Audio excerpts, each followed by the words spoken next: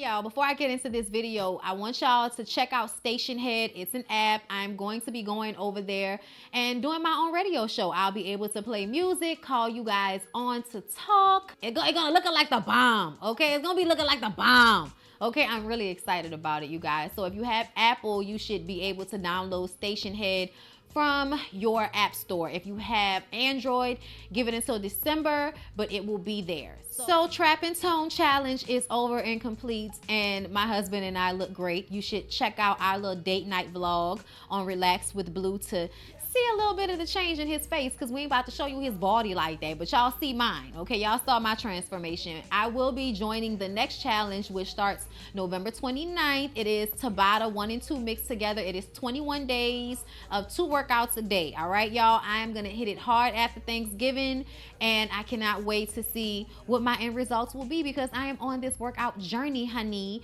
All right, so y'all go to teamlashae.com and check that out. Also, don't forget to go to Paige and Amari. Use my link, y'all, so I can get my credit. But go to Paige and Amari. There is a sale going on all of the fitness wear and all of these new cute clothes and jackets that she's put on there. So y'all go and check that out.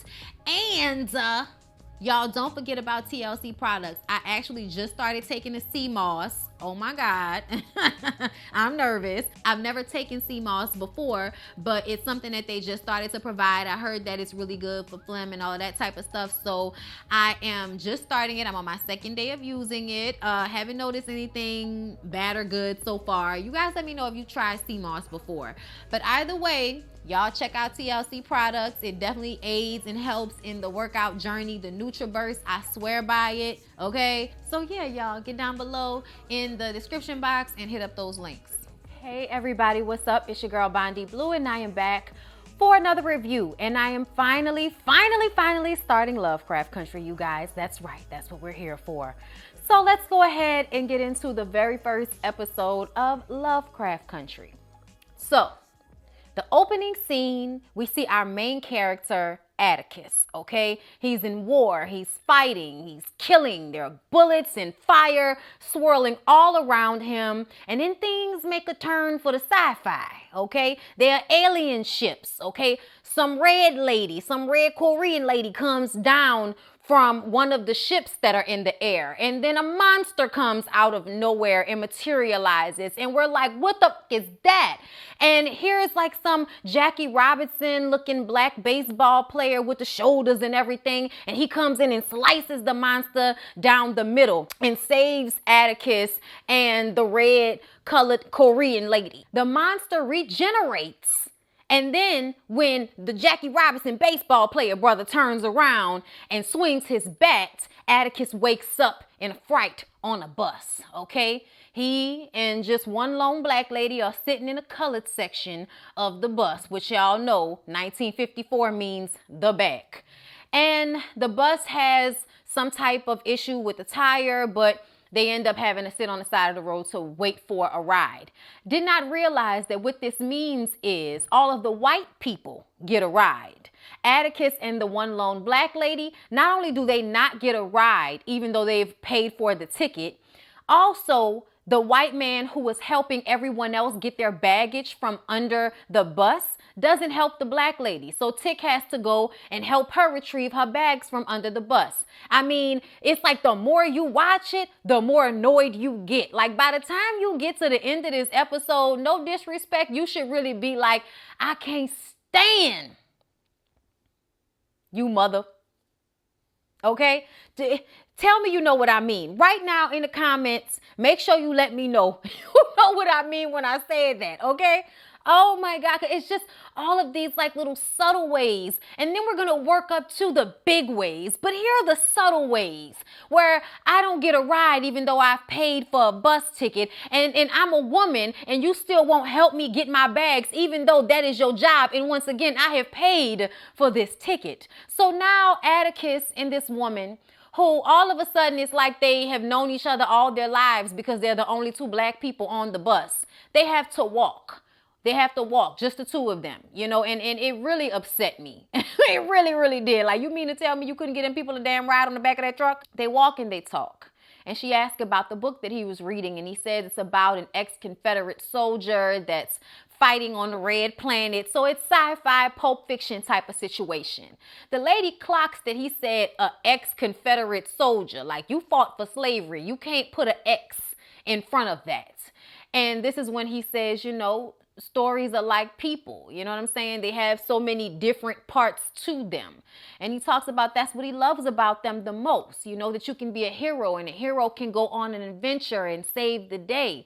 And being a young black kid from Chicago, that's not a realistic expectation to have. And she says, unless you go into the army. And he says, I didn't go into the army for adventure. I went into the army to get away from my pop, who subsequently is missing, and I'm going home to Chicago to see about him. So we get to Chicago after leaving the Jim Crow South, where Atticus is, you know, leaving from. I was like, I know that's right, boy. Ooh. Even though I am technically I'm in that area, you know. This is where Jim Crow took place, unfortunately. I also love how the lady mentioned how, oh, we just driving over another bridge of a dead racist. Hey, just another bridge named after a dead Confederate soldier or something like that. Like, it's, you know, the things we've had to go through, just these very subtle, small things. Like, it's upsetting when you look at it on a movie or on a show, and you really have to take a look at what it has been like. It's quite upsetting to watch. That's why it took me so long to watch Lovecraft Country in the first place. And then why it took me so long to rewatch it, to review it. Because even though it is one of the best things I have ever watched in my life, it is still very sometimes difficult to watch. But the more you watch it, the more you come back, the more you realize there's always gratification at the end of the episode in one way or another. So you continue to come back for said gratification and to find out what the hell is going on. Because at the beginning of watching Lovecraft Country, I can tell y'all, I had no idea what was going on. I had to find the podcast to figure out what the hell was really hood on Lovecraft Country, because I was a little lost. But like I said, we've made it to Chicago from Florida, Jim Crow South. Okay, that should put a little extra ignorant on there for you. Okay, that's where Tick is coming from. And in Chicago, it's the city. The streets are filled with kids and people just living their lives, all, you know, beautiful brown-skinned people, okay, playing in the fire hydrant, buying a sandwich off the man on the corner. You know, everything looks clean. You can tell this is before any type of drugs reach the black community. You know, you don't see any dope heads or crackheads. I mean, when you think about the evolution of Chicago and probably this beautiful safe haven that this episode starts out, you know, showing us as Chicago, especially in comparison to the backwoods of the South, the North really looked like a safe haven. And inside the apartment is George, Uncle George, and Hippolyta. All right, they laying in the bed just waking up. And she's like, I know you looking at your wife, George Freeman. What you waiting for me to get up and cook you breakfast?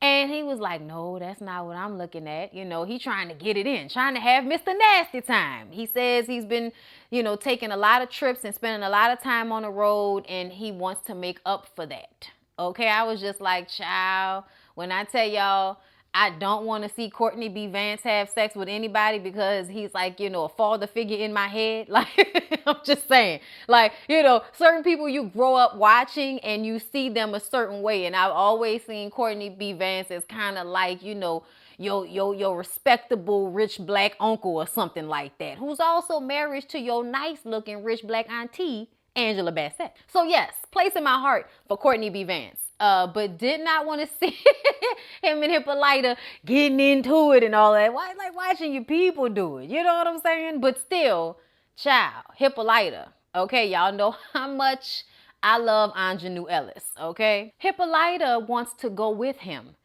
and he says that, you know, it's not safe. It's not safe. It ain't safe. It ain't safe. You know, and we know it's not safe. But if it's safe for him, then it should be safe for her. And I'm sure that's how she feels, you know. But when he says that, you know, he can't take her with him because it's not safe, she gets upset and rolls over. But, you know, he put his hands down in somewhere and things took a turn for the better. It didn't matter that their daughter Dee was right in the next room with thin walls drawing on her little comic, okay? Being of the arts. I loved it. She's actually drawing a character from Hippolyta's picture. So y'all remember that as we go further into the episodes of Lovecraft Country, that D, okay, sees things in a way that almost seems clairvoyant. You know, like a lot of the things that she drew, including the things that she has drawn into the guides, because that's what George Freeman does for a living. He drives around and investigates whether places are safe for Black folks so that we can vacation and go places throughout the summer. And then he puts out a guide to help Black people know where they can go to be safe, where they can go and eat. You know, basically where they can go and live like regular Americans without being killed by a lynch mob of white people that are upset for a reason we can't possibly understand. Because I feel like saying they hate us, like, that's a symptom. Why? Like, you need to ask yourself why you went from taking a nap doing nothing to getting up in a car and chasing somebody down the road with a gun. I mean, the possibility of you dying, but it doesn't matter because we gotta go and kill the...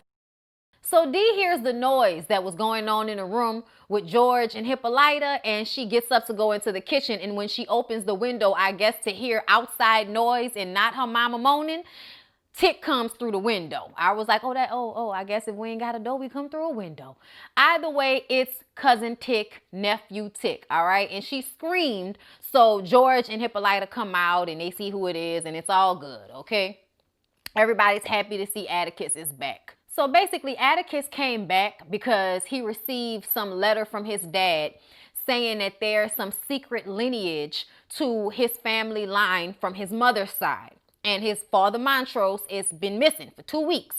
Uncle George said, I didn't know what to think. You know, he goes heavy on the sauce, and I didn't know whether he was on a bender getting drunk somewhere or what. When Tick breaks out the letter, he says that he wrote in the letter that one of the places where the ancestors were from was Arkham, Massachusetts. And if you looked at the Lovecraft Country book that Tick had picked up when he walked into his uncle's office, because it's the guide place and it's also a mechanic shop. I was like, it's inside and outside all at the same time, child. I don't know. But either way, he had picked up the Lovecraft Country book. Okay, and the Lovecraft Country book is basically a sci-fi book where they make Black people look like the monsters.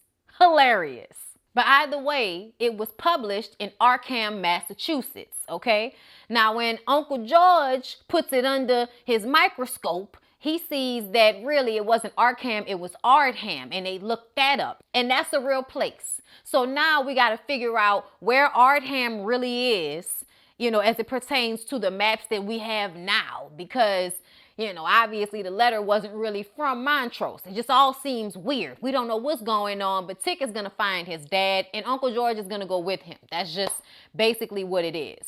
In the street, you see there's a cop killing Black kids' joy. The kids are dancing around in the fire hydrant and he's turning the fire hydrant off. You know, Tick walks past the army recruiters and into a bar. When he gets into the bar, he gets stopped by some dude named Tree who says they close in preparation for the block party that night. And he's like, you know, look, I'm looking for Sammy. And Tree looks at him. He was like, Tick, is that you? And it seems as if Tick don't really see it for Tree. And Tree knows that. But he's like, I'm looking for Sammy. He like, oh, yeah, he out back. And then he kind of laughs to himself. I was like, so you knew what he was back there doing when you sent Tick to get him. Sammy was back there getting knowledge and understanding from some dude, you know, looked like a teenager, honestly, but I'm sure it was a grown man, but you could just tell there was an obvious age difference. But either way, I don't think Tick saw that it was a dude. He just saw a dude was getting top from somebody. I'm not really too sure whether he saw it or not, but Tick goes to walk away. And Sammy, you know, calls him back once the guy done ran off. And he basically tells him that he hadn't seen his daddy, who would come to his bar all the time to get smashed, in 2 weeks. And when he saw him, he was getting in this really nice silver car, a rich people's car, okay, with some white dude that looked like he had money too. Definitely didn't look blue collar. Then we meet Journey Smollett's character, Letitia, okay, aka Letty. She shows up, popped out of a taxi, okay, during the block party, while her very beautiful, brown-skinned, voluptuous older sister, Ruby, is on stage singing down the street, because I would say the house, but we are outside, so the street. Everybody's living and loving it and having a good time. Hippolyta and Uncle George and Dee and Tick are outside listening to the performance, and when Letty walks up to the side of the stage and Ruby's asking for requests, so she throws out the name of a song. And they like, that's your sister. And she was like, I know that's my sister. So they start calling for Letty to come on stage. You could tell Ruby wasn't too happy about it. But they still sang together and performed together, act like they hadn't done it since church days. But y'all had choreography to this song, so I don't want to hear that. Okay, but they was like a little back and forth with the mic, so you can tell there's somewhat of a sibling rivalry happening between Ruby and Letty. While they're on stage giving it all they had to give, Tick opens up the fire hydrant and everybody is dancing in the light and in the water, and it's just beautiful. Like, it just was exemplary of the joy that black people would have when no white people were around. When they get off stage, Ruby says she knows Letty is just there because she needs something. Letty needs somewhere to stay. Ruby tells her where she's staying, which I believe was like a boarding house of some kind.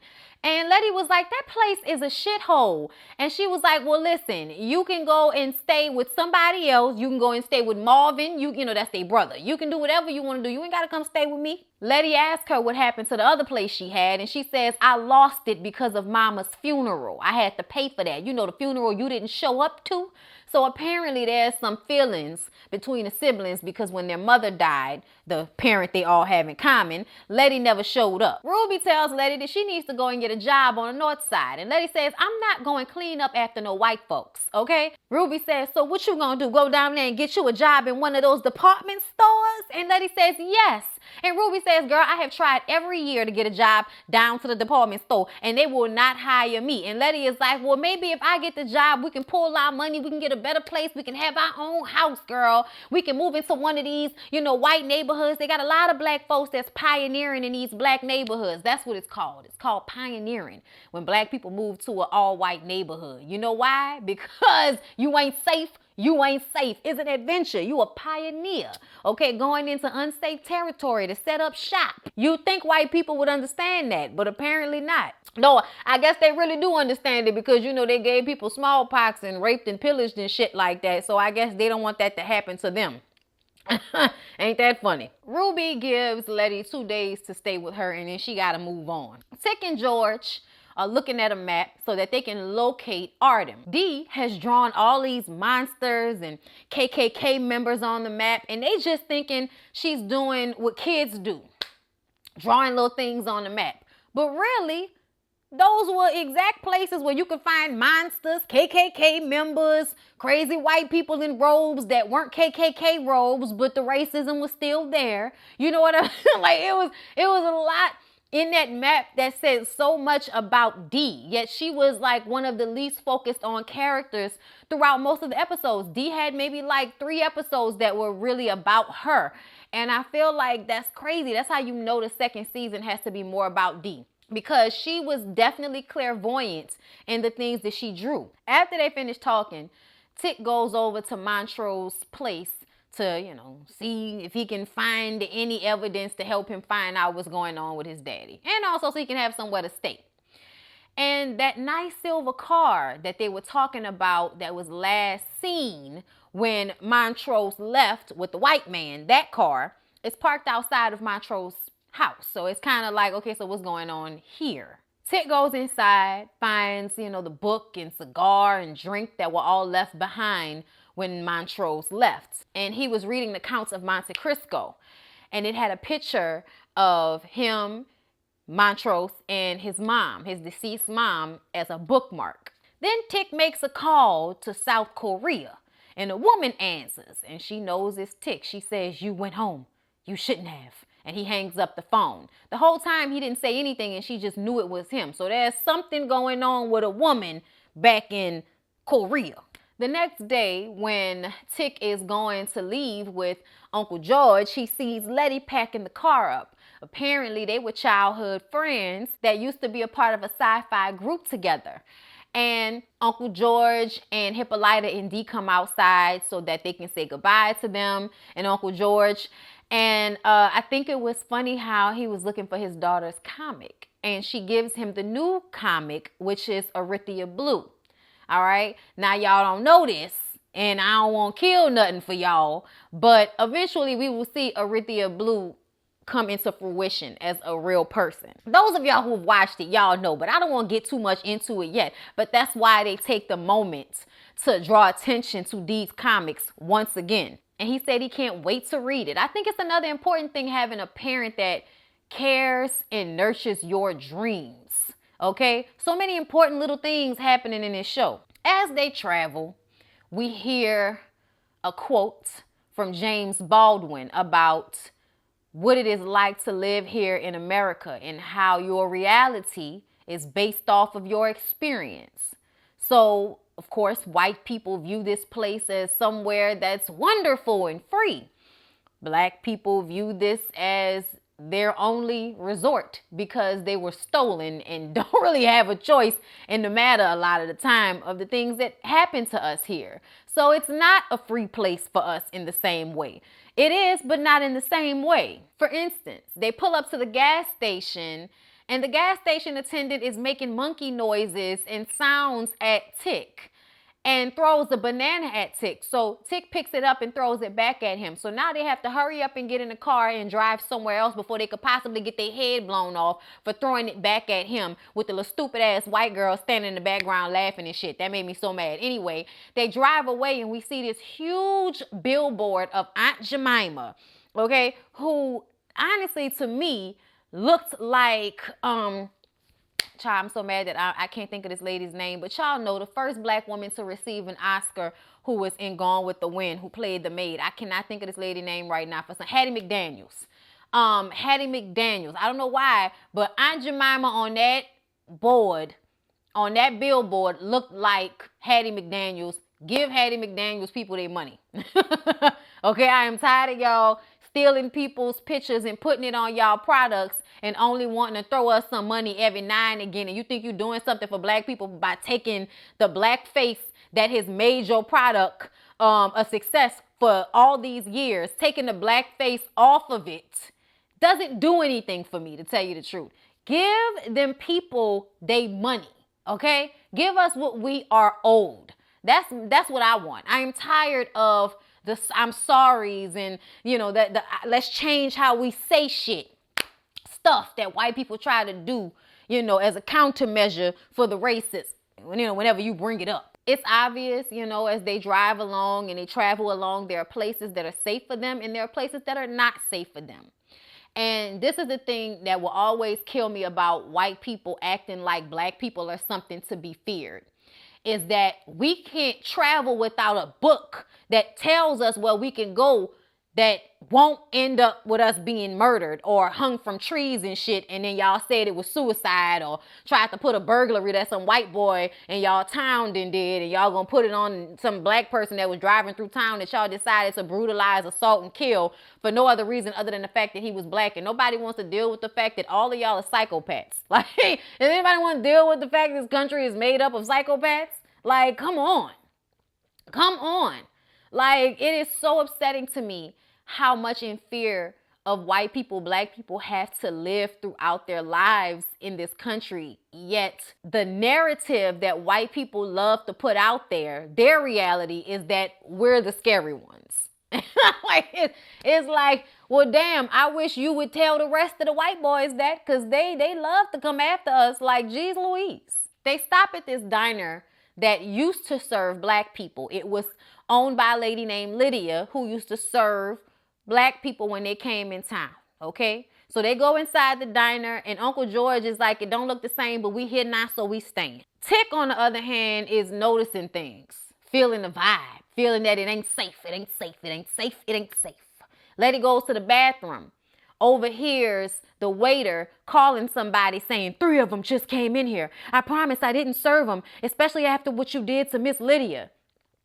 Tick is noticing that the walls are white and the floors have been tiled over. And he asks Uncle George to tell him again why the White House is white. And he explains that they burned down the White House originally. And when the slaves rebuilt it, they had to paint it over white in order to get rid of all of the burn and scorch marks. And so this is when Tick moves one of the tiles and he sees that the ground under has been burnt.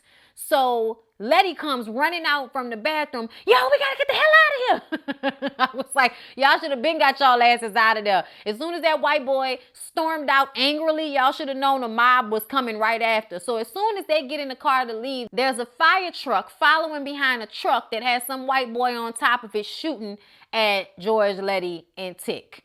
And they're trying to get away from them and get out of town, but they gaining on them and they shooting at them and they only have one gun. And out of nowhere, that silver car shows up. And we didn't see what the truck hit because it didn't hit anything. It was magic. Everybody act like they didn't see it. But the silver car swerves and the truck that's chasing George, Letty, and Tick goes flipping over the silver car and then goes rolling. White boy, no, they were rolling down a river, boy.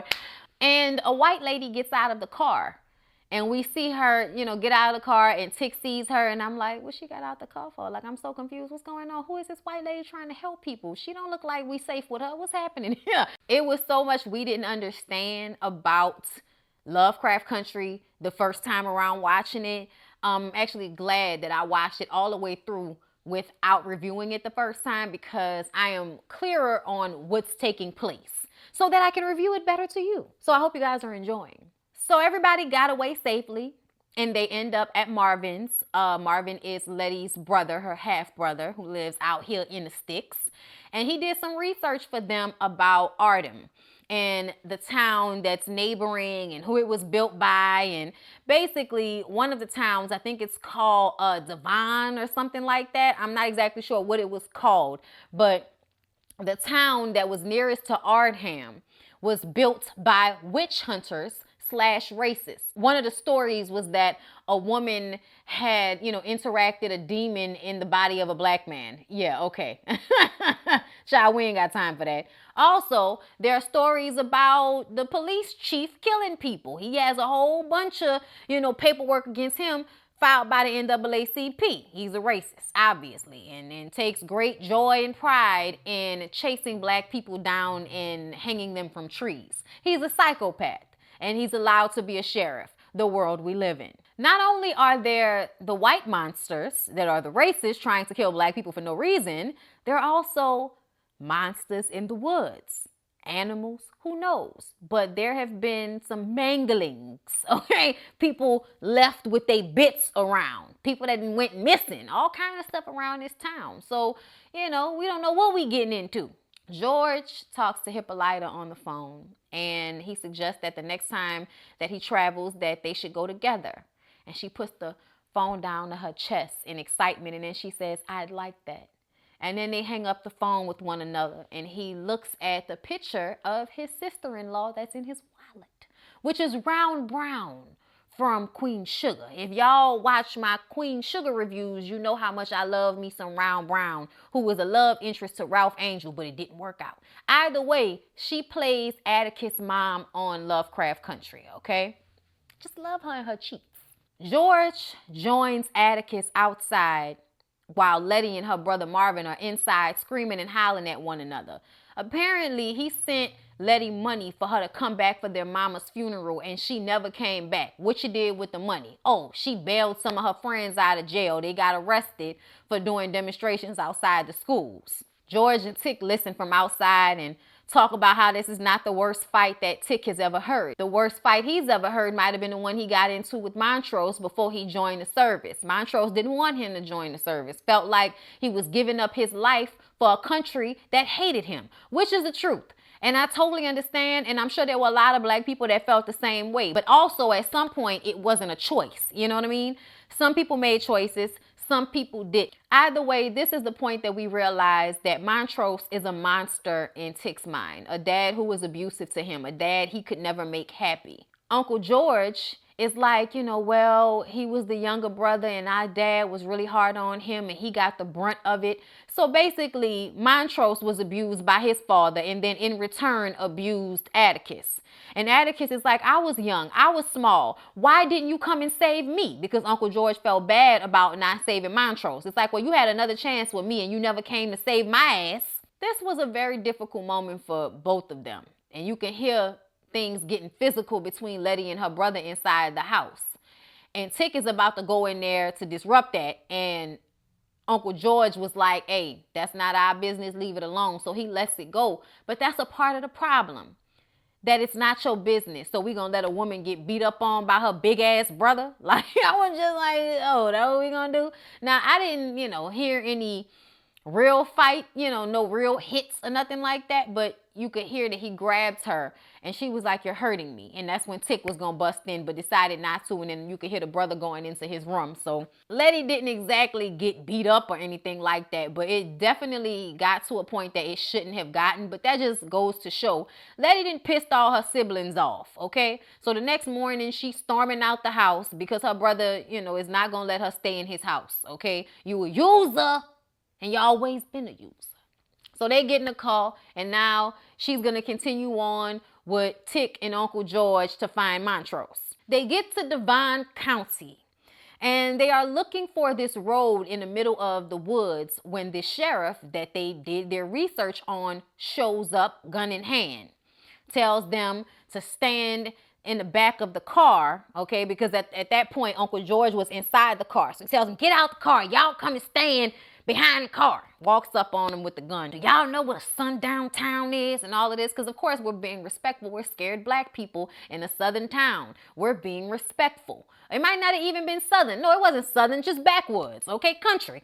Backwoods, country, southern, all the same, okay? You ain't safe, you ain't safe. Child, you ain't safe in the city, but we really ain't safe apparently after dark in sundown towns where that gives them the free-for-all to hang black people from trees. I was just like, oh, okay, that's great. So just because it's nighttime, you get to kill me. Oh, okay.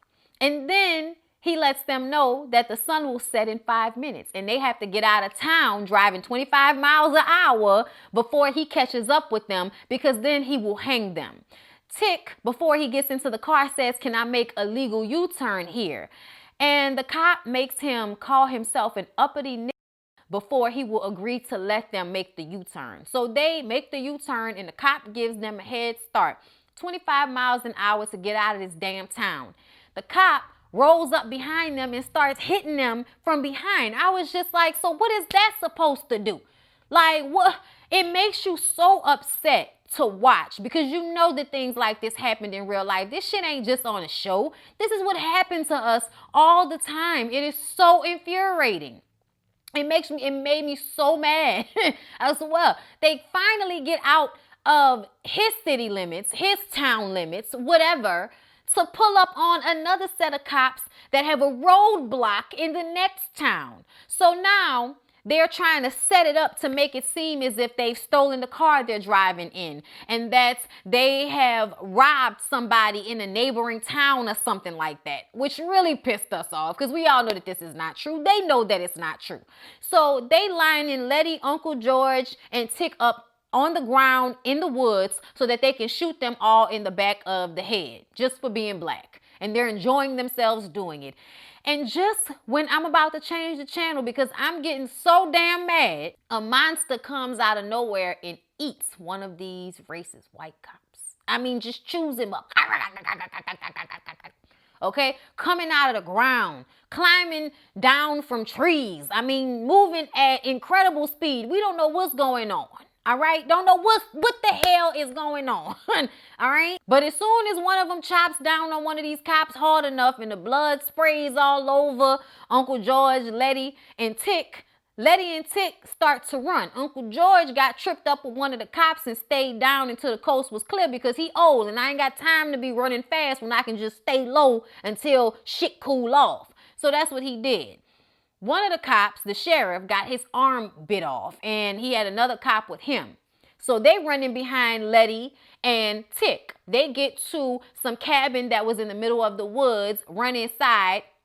The cops blew a hole in the door so that they would let them inside. They get inside and then they make Letty and Tick barricade the door by gunpoint. So you just saw monsters killing people and you still holding a gun on black people, that pisses me off right there. And then the sheriff says there's no such thing as monsters. Well, you're missing a part of your arm, so there must be. And it speaks on how white people will see a black person get knelt on in the middle of the street for 8 minutes and still come up with something in their mind that tells them that that was okay, or this doesn't happen, whatever. But a lie you make up in your mind, regardless to how much proof you have that something is actually happening. Child, I tell you, makes me mad just thinking about it. Let's move along. Uncle George comes running from the woods, okay? He had a flashlight that he got out of one of those dead boys' hands. And what he's figured out is that the monsters are sensitive to light. Tick says, well, I can go and get the car. We got the flares in the car and we can use the headlights, right? The sheriff is like, no. Okay, you too smart. You might think to leave us behind. I'm like, so you're trying to kill me and you're mad that I want to leave your murdering psychopathic ass behind? Child, the gall, the unmitigated gall. Oh, Lord, this makes me so upset. I'm going to need a drink after this.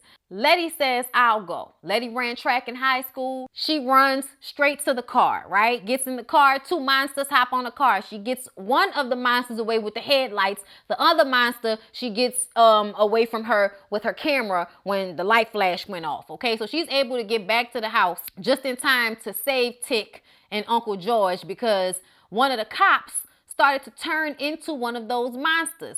And at this point, Uncle George has already figured out that there's some type of vampire, type of situation. Vampires don't like sunlight. These monsters don't like any type of light.